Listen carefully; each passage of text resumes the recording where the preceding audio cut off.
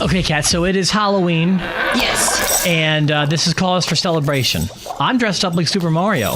Yes, you are. You're dressed up like the Incredible Cat Mykals. I am. You've got some Halloween facts over there that you may not know about Halloween. Yes. What have you dug up, for lack of a better term? Okay. Did you know, Rob, that there is a $1,000 fine for using or selling silly string in Hollywood on Halloween?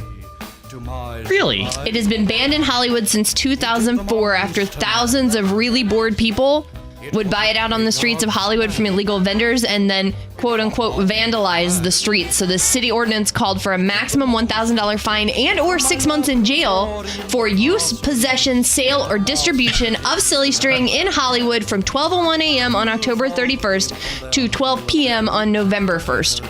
Huh. Yeah. I didn't know that. I didn't either. All right.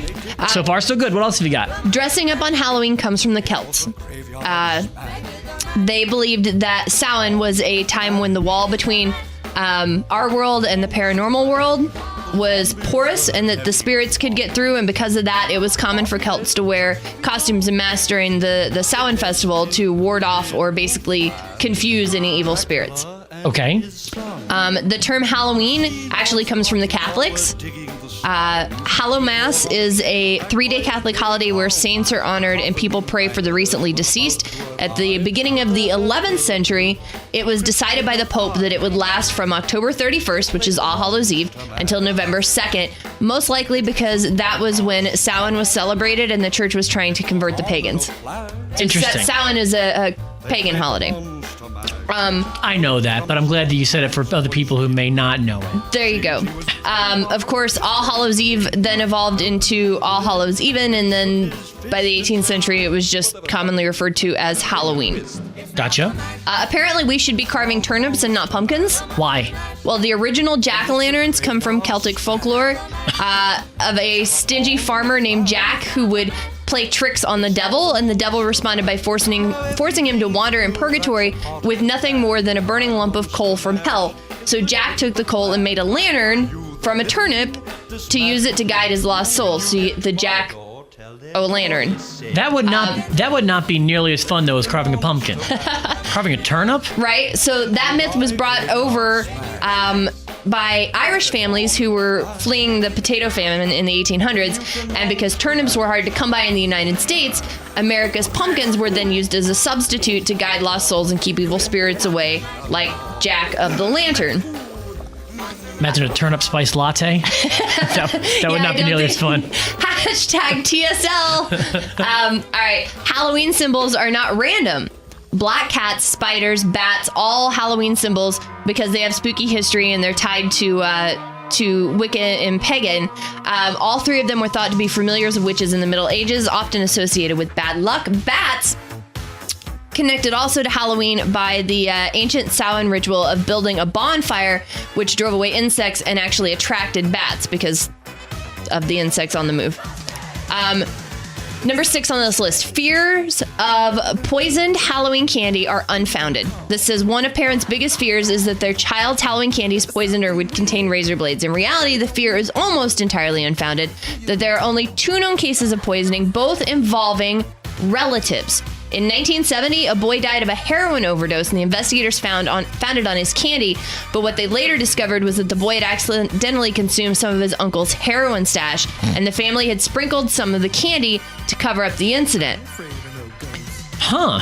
In 1974, Timothy O'Brien died after eating a pixie stick that his father had laced with cyanide to collect on the insurance money.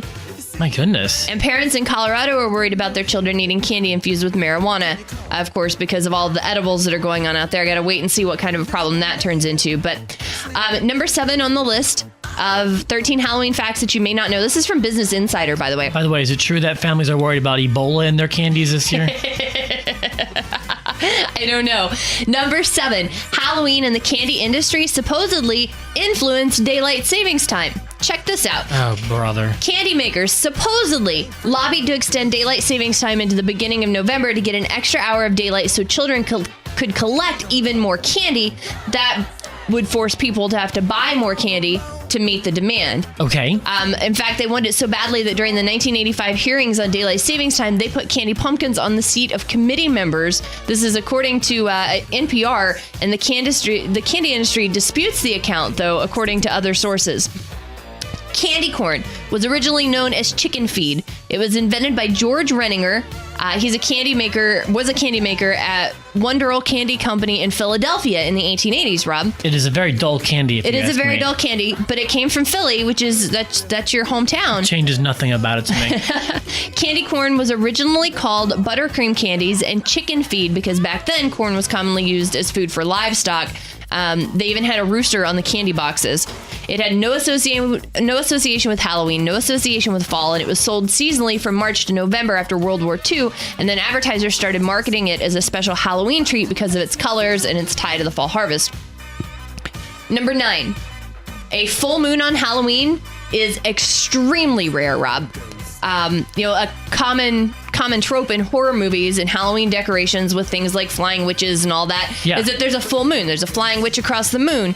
In horror movies, there's a lot of times there's a full moon on Halloween. It's actually very, very uncommon for it to coincide with October 31st. Well, it's a full moon, every 30 days? So yeah, about every I'd imagine it would happen about once every 30 years. About every 28 days, because there are 13 full moons in a calendar year. Okay, so whatever the case may be, it'd be like one in 28, 29, 30 years. The next full moon won't happen on Halloween until 2020. The most recent was in 2001, and before that it was in 1955. Huh. Well, there you go. Number 10 on this list of Halloween facts that you may not know from Business Insider is that Halloween is still the Wiccan New Year. Halloween originates from a Celtic tradition called Samhain, which we talked about earlier. It's a festival that marks the end of the Celtic calendar year in Ireland, Scotland, and the Isle of Man. And they believed it was a time that spirits or fairies could actually enter our world, and then the Celts would put out treats and food to placate the spirits, and sometimes a place at the table even was set for the souls of the dead. It's so weird how it evolves from that into what it is today. Right? Number 11, trick-or-treating has been around for a very long, long time. Versions of trick-or-treating have existed since medieval times, Rob. No kidding. Yeah, in the past, it was known as guising, where children and poor adults went around in costumes during Hallowmass. So can I use that as my excuse? I'm just a poor adult? Yes. They went around in costumes during Hallowmass, begging for food and money in exchange for songs or prayers. It was also called souling.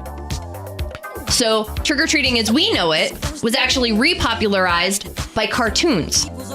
This is number 12 on our list. Trick-or-treating was brought to America by the Irish, and it became popular during the early 20th century, but it kind of died out during World War II when they placed rations on sugar. But after the rationing ended in 1947, there was a children's magazine called Jack and Jill, and they had a radio program. There was a radio program known as The Adventures of Ozzie and Harriet, and then there were the Peanuts comic strips as well. They all helped to repopularize the tradition of dressing up in costumes and asking for candy from door to door. And by 1952, trick-or-treating was hugely popular again.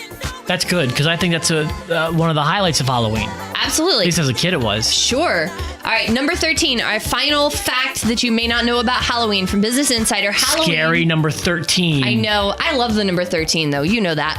Halloween is the second most commercial American holiday of the entire year. The candy industry in America brings in an average of $2 billion annually. Wow. Just because of Halloween. 90 million pounds of chocolate, Rob, in case you were wondering. 90 million pounds? 90 million pounds of chocolate. Americans spend in the United States an estimated $6 billion on Halloween every year, including candy, costumes, and decorations. Of course, the most obvious, the most commercial holiday in the United States is Christmas. But second to that is Halloween. There you go. $6 billion on Halloween is what we spend in this country every year. $6 billion. Fact number 14. Cat Mykals thinks Halloween is better than Christmas. I do. I know. I think that's crazy. 13 is my lucky number. I like black cats, and Halloween is the best. That's all there is. So now you know all the roots of your Halloween traditions. Kat, thank you for once again doing a great job for the community. You're welcome.